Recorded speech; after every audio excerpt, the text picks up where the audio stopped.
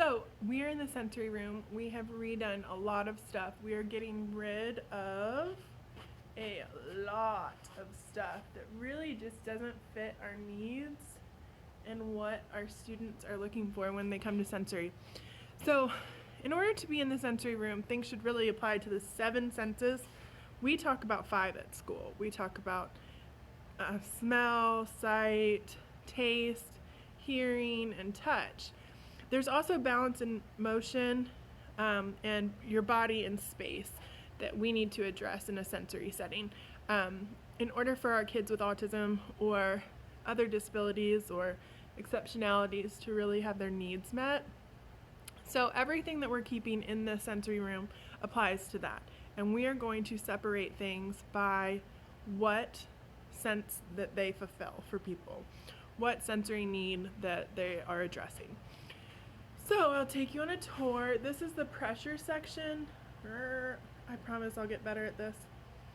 So pressure, it says log roll, bear crawl, wheelbarrow, somersault, army crawl, crab walk. We'll have a tunnel set up here, scooter board, the crash pad. If you put your belly on a ball and roll, that gives you a sense of pressure. Trampoline, you can bounce on a ball, you can sit in a bean bag, smushed in tight. That gives the body pressure and addresses some of those sensory wants that our students are looking for. Over here is like our tactile table. We are going to start rotating our items weekly, and these will all use the 7 senses. So we have this wonderful table. The lid comes off. Oh my gosh, this is, I promise I'll get better. So the lid comes off. We'll change that stuff out. It'll be leaves. It'll be things that smell, things that crunch, things that are soft, sand, water, shaving cream, rice, anything that gives a different sense of touch. Okay, so we're going to be, maybe there will be cotton balls and then there will be rocks, so soft and hard. And to see some of those comparisons for our kids, we also have one of these tables like you see in a doctor's office. So this is like a motor skill,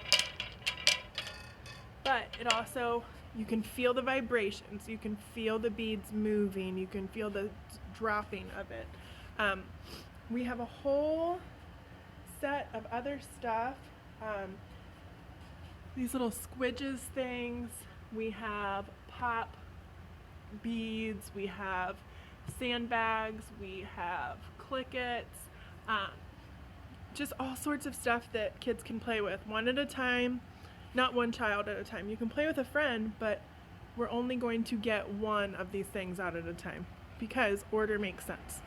So then we have some of this rainbow sequin stuff, goes up and down. I'm sure you have it in your houses.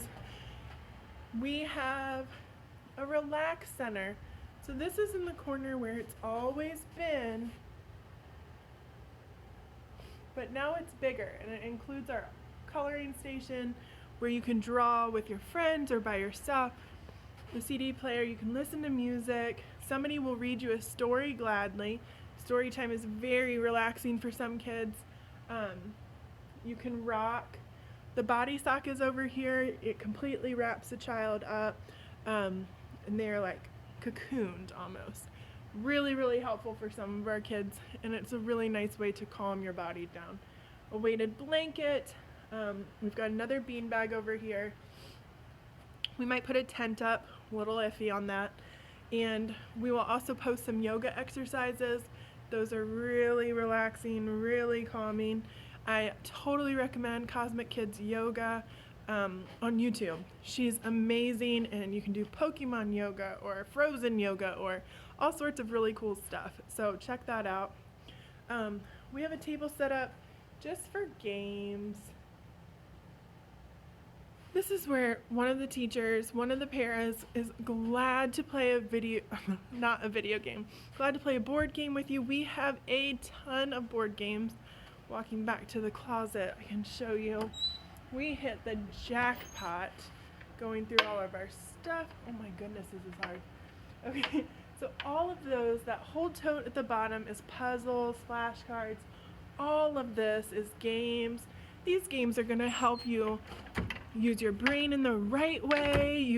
We have a huge Mr. Potato Head guy.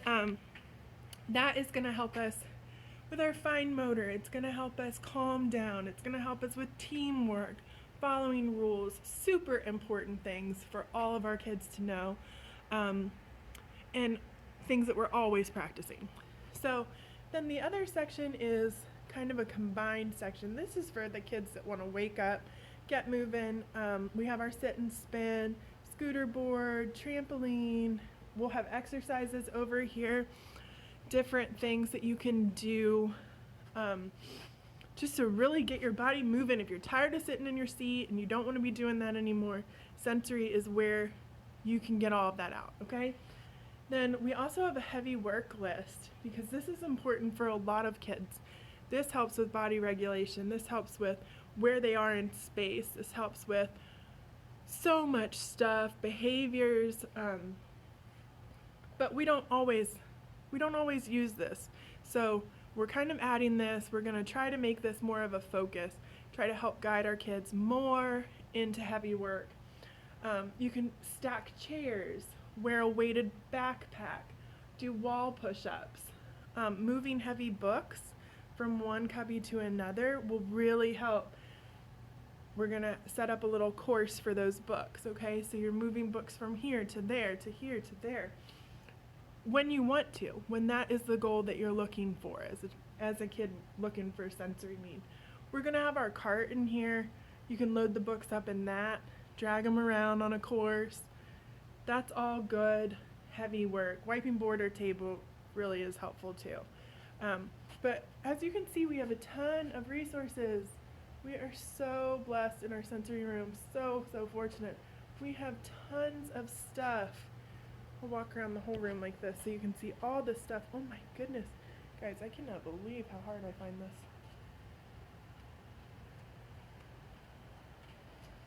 All those balls.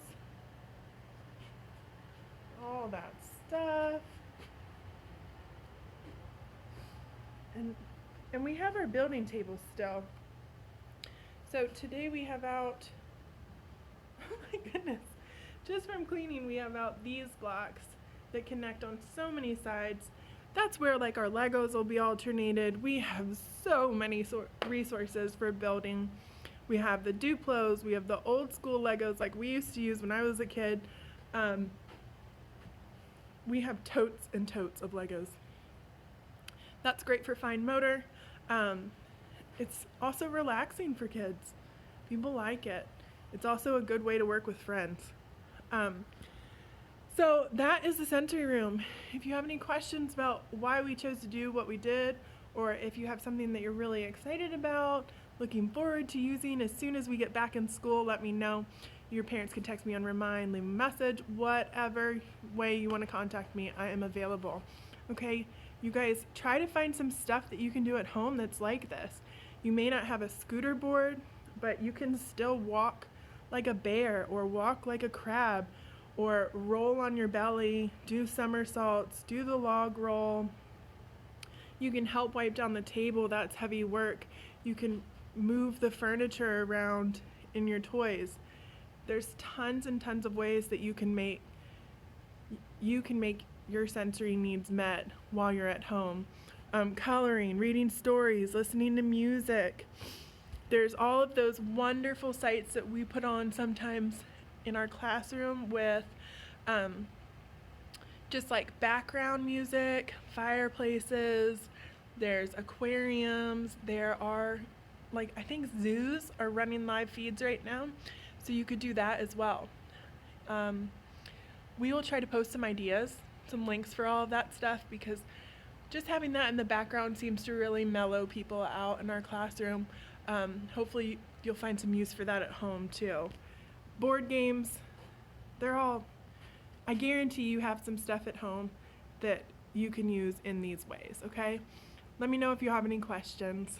Have a good day.